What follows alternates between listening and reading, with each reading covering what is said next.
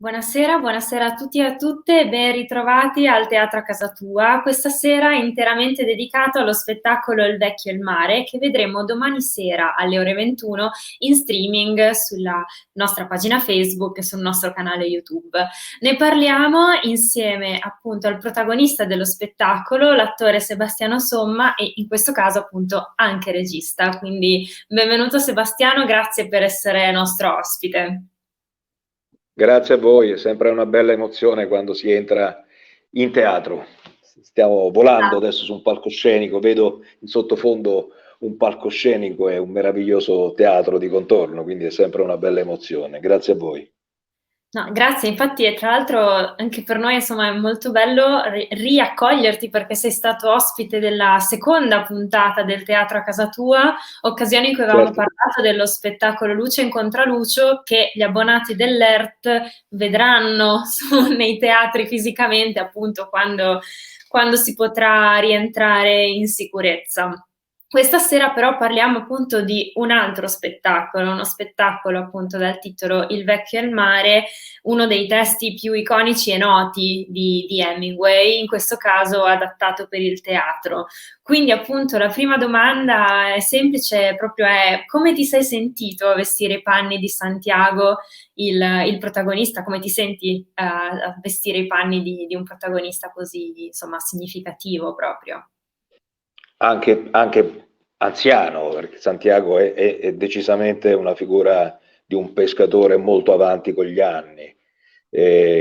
Intanto mi piace dire che è una lettura scenica, quindi è una lettura di un adattamento realizzato da Lucilio Santoni in collaborazione con me, che ha dei movimenti, che ha delle piccole azioni, ma è fondamentalmente una approfondita e sentita lettura di quello che è uno dei capolavori di Hemingway, della letteratura americana in generale, ma di Ernest Hemingway in particolare, che ha procurato al grande Hemingway anche il premio Pulitzer nel 1953 e gli ha aperto la strada per il Nobel per la letteratura. Quindi un testo che ho rispolverato durante il primo lockdown, durante il periodo, nella prima fase, marzo dell'anno scorso. È stata la volontà di rileggere un capolavoro. L'avevo già messo in scena in un'occasione nell'estate precedente, ma in un'occasione unica, perché mi era stato chiesto di raccontare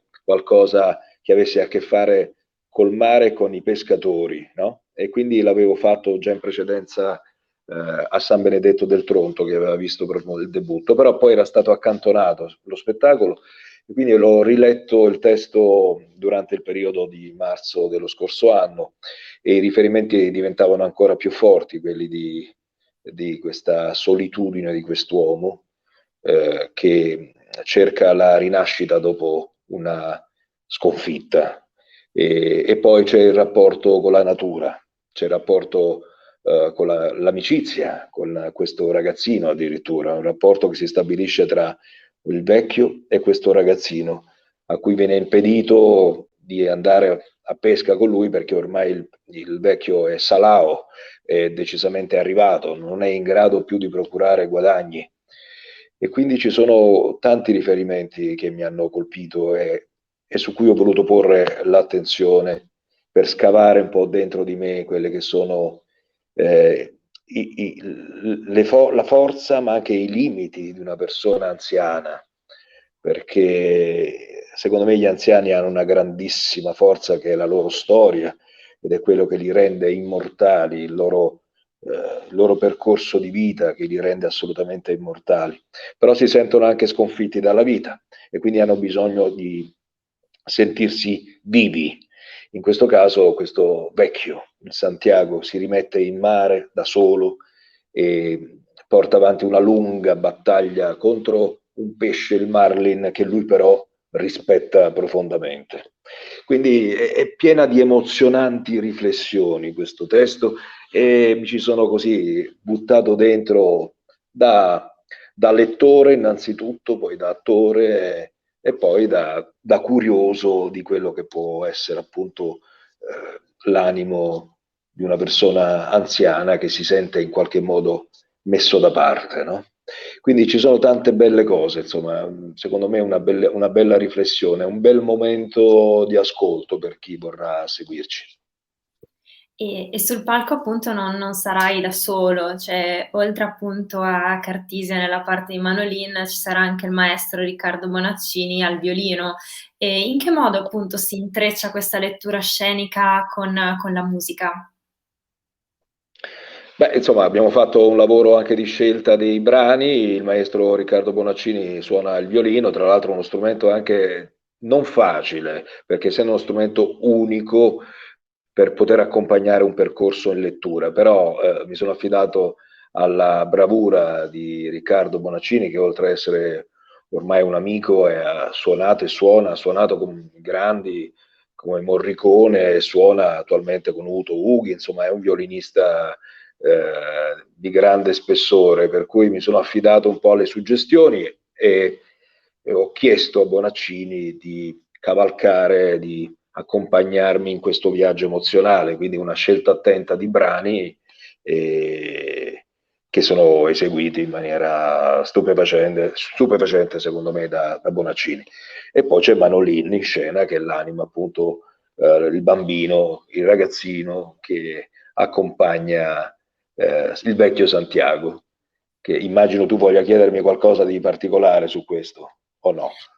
Sì, cioè su che effetto fa essere appunto in scena con tua figlia a Ecco, fare perché questa. non l'avevamo ancora detto, forse, non lo so, ma insomma, anche questa è una cosa un po' particolare, Angela, perché sempre durante il periodo di restrizioni, in tutti i sensi, perché poi anche questo bisogna immaginare, no? Di cercare di fare teatro in spazi anche a volte anche limitanti, perché l'estate scorsa, quando abbiamo avuto la possibilità di riprendere e di fare di nuovo teatro, certamente non c'erano delle grandi platee, c'erano dei luoghi a volte anche piccoli e addirittura io ho fatto questo spettacolo in degli spazi veramente a volte anche proprio quasi più grandi di una stanza, perché è uno spettacolo intimo che ti dà la possibilità che questo accada. Può essere fatto in grandi spazi, ma anche in spazi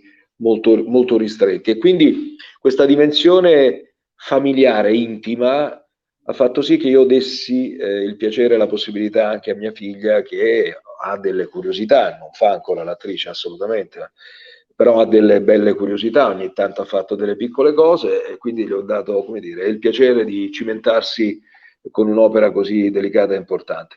E lei ha approfondito la lettura del testo di Hemingway, che comunque è un testo abbastanza impegnativo e devo dire che in scena si è calata nei ruoli di un maschietto poi tra l'altro, per cui Mhm. si è calata bene in questa parte e devo dire che mi emoziona doppiamente, un po' perché è il ruolo stesso che emoziona, un po' perché comunque Core di papà, insomma, sta in scena col papà, quindi mi fa piacere ascoltarla, mi dà piacere proprio ascoltarla. E penso che se la sia cavata bene, insomma, è un buon Manolin. È un buon, diciamo, Doveva, guarda, approfitto di questo appuntamento, poi insomma, perché in qualche modo in un primo momento era stata fatta, poi farete voi le vostre considerazioni, perché avevo avuto anche la disponibilità di un attore proprio friulano che si era reso disponibile, che si chiama Federico Tallon, che a mio avviso farà una bella carriera questo ragazzo. Poi per una serie di vicende siamo rientrati nella situazione già organizzata precedentemente ed è la formazione che appunto che vedranno gli amici che ci seguiranno sul vostro streaming è quella appena annunciata, quindi con mia figlia Cartisia e Riccardo Bonaccini al violino. esatto, quindi sì, questo sarà, diciamo, quello che le persone che vedremo sulla scena. Proprio perché in realtà è un viaggio, è una scoperta molto emozionale, molto intima e molto umana il percorso appunto del vecchio e il mare.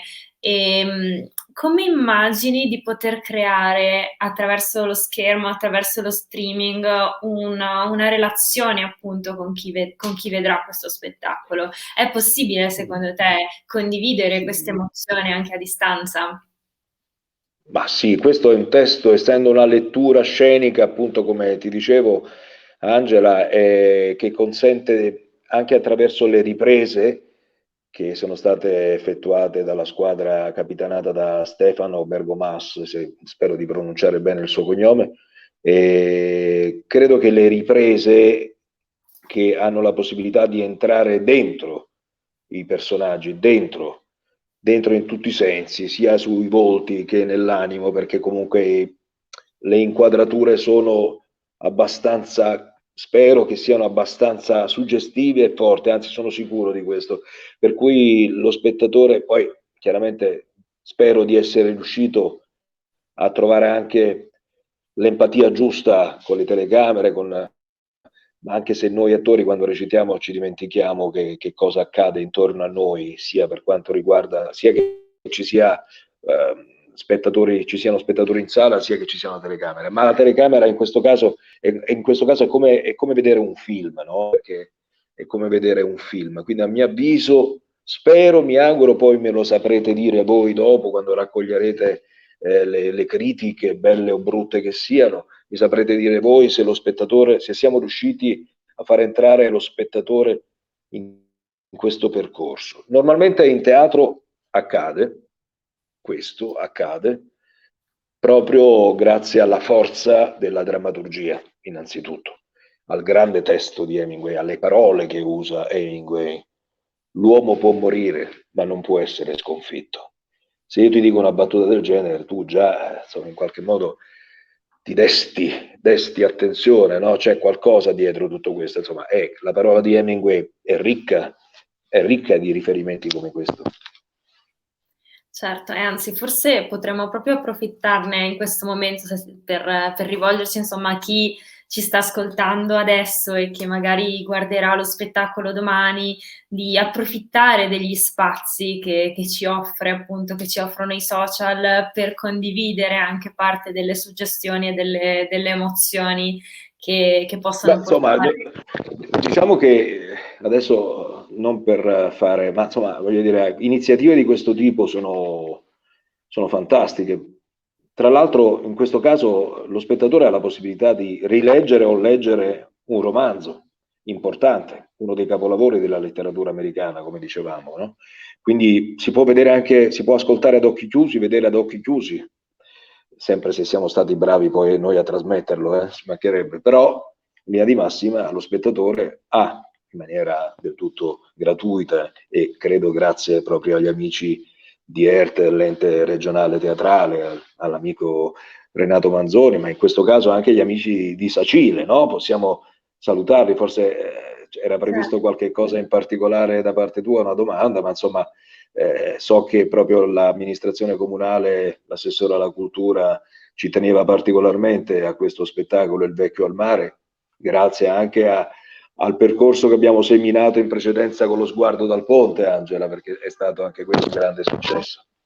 E infatti è proprio questa un po' la sorpresa che ti abbiamo preparato, ovvero a distanza c'è una cosa che proprio non si può sostituire ed è il calore dell'applauso del pubblico e noi Fantastico. appunto abbiamo un video che volevamo mostrarti proprio del Ah, Teatro Zancanaro di Sacile.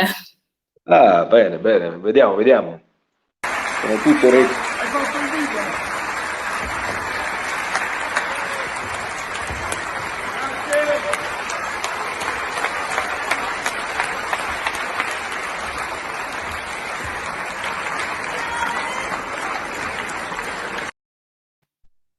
Questa è la nostra medicina, cara Angela. È la nostra medicina, l'applauso finale. Dopo che ti sei fatto un cuore così in scena, magari per 2 ore senza staccare, con una fatica incredibile, alla fine quando arriva quell'applauso lì, devo dire che non apprezzo nulla. Io più vado avanti col teatro negli anni, anche se sono figlio di tanta televisione, di tante altre cose così, ma insomma, più vado avanti col teatro, più più me ne innamoro, proprio, perché c'era questo rapporto diretto con il pubblico, hai sentito sul fondo, bravi, insomma, è da pelle d'oca, quando alla fine finisce uno spettacolo è da pelle d'oca, e lì c'è veramente tutto il rapporto che si è creato in quelle 2 ore di silenzi, di attese, di speranza, di emozioni, di pianti, di risi, di riso, di tutto. E alla fine poi se sei riuscito a far passare tutto questo, c'è questo applauso che a noi rigenera proprio, a noi proprio ci fa bene, perché ci spinge a continuare a fare andare in questa direzione. Fa E bene. Sacile, mi avete fatto un bel regalo, avete fatto vedere le immagini proprio degli amici di Sacile, ma questo spettacolo ha girato in molte città del Friuli e ha avuto dappertutto lo stesso consenso, nonostante parlassimo anche in siciliano, quindi c'era anche a volte la difficoltà di percepire il dialetto, perché era la storia di una famiglia di siciliani emigrata in America negli anni 50, quindi anche quello, ritorniamo su periodi storici così, quindi nonostante il dialetto così, tant'è che poi alla fine mi divertiva molto l'idea di, quando finivo lo spettacolo, siccome ho imparato negli anni qualche parola friulana, attenzione, perché poi insomma Trieste è un'altra cosa, Trieste è una città che a me è molto cara, ma insomma non si può dire friulana, per cui, per Sulla cui lingua.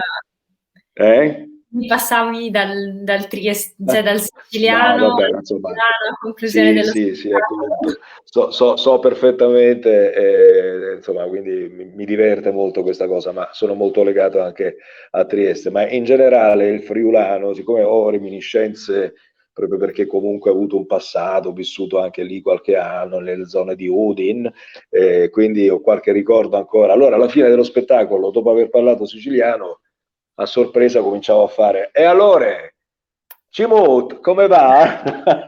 Piazzando, Mandi? immagino, un po' al pubblico che ormai E, non lì, se l'aspettava. e non se l'aspettavano, no, per cui dopo un dramma abbastanza, perché lo sguardo dal ponte era abbastanza impegnativo, c'era questo alleggerimento così, con questo dialetto che riaffiorava, vabbè, insomma, bei ricordi in lungo e in largo. No, e sicuramente possiamo dire appunto in conclusione che lo spettacolo di domani è un po' un regalo che l'ente insieme appunto al Comune di Sacile, al Teatro Zancanaro e a voi tutti appunto fate al pubblico del circuito nell'attesa di tornare proprio a quell'applauso che abbiamo appena sentito quando si potrà. Speriamo. Le voci corrono, ma le voci sono ancora poco attendibili. Bisogna sperare che innanzitutto eh, ce la faremo a, come dire, a rimanere forti. È una scommessa un po' come quella di Santiago, no? L'uomo può morire, in questo caso no, ma non può essere sconfitto. Per cui ci auguriamo di rivederci veramente di persona quanto prima, perché ci manca il contatto diretto, ci manca la parola, ci manca l'emozione, però nel frattempo cerchiamo di mantenerci in contatto con queste iniziative fantastiche e grazie a voi che le raccontate. Grazie, grazie mille a Sebastiano Somma. E prima Grazie a di te, Angela. lasciarci, grazie, prima di lasciarci volevo appunto ricordare tutti i prossimi appuntamenti della rassegna Circuito Aperto, che è appunto il nostro percorso di spettacoli in streaming dai teatri del Friuli Venezia Giulia. Appunto il prossimo appuntamento è quello di domani con Il Vecchio e il Mare, ricordo alle ore 21 sulla nostra pagina Facebook e sul canale YouTube. Proseguiamo appunto il prossimo venerdì con L'incredibile storia vera di Nelly Bly, appunto di e con Valerio Marchi, un'altra lettura scenica che va a raccontare una storia vera e sorprendente, per concludere il mese di marzo appunto con la maratona di New York, un'anteprima che diamo agli spettatori appunto del teatro a casa tua, di cui parleremo appunto nei prossimi giorni. Quindi io ringrazio ancora appunto tutti voi che ci avete seguito e Sebastiano Somma che è stato nostro ospite e ci diamo appuntamento a domani con Il Vecchio e il Mare. Grazie. Lasciami dare soltanto un'ultima indicazione, perché sulla scena, ecco, c'è quest'opera che è molto interessante da vedere, un'opera del maestro Angelo Accardi, rappresenta proprio questo pesce. Sono, come dire, onorato di avere questa amicizia con questo maestro che espone in tutto il mondo e che mi dà la possibilità di mettere in scena appunto questa opera che rappresenta appunto non il marlin, ma un pesce, un grande pesce, quindi c'è anche la possibilità che voi possiate vedere anche questa bellissima scultura in scena. Saluto te, il tuo regista Fulvio, e saluto il mitico Renato Manzoni, che è un grande passionario, ormai io lo definisco così, un grande passionario del teatro. Grazie a voi, soprattutto ai voi telespettatori in questa occasione, che spero diverrete presto poi spettatori senza il te. Grazie Grazie mille. Angela. Buona serata. Grazie a te Angela, auguri.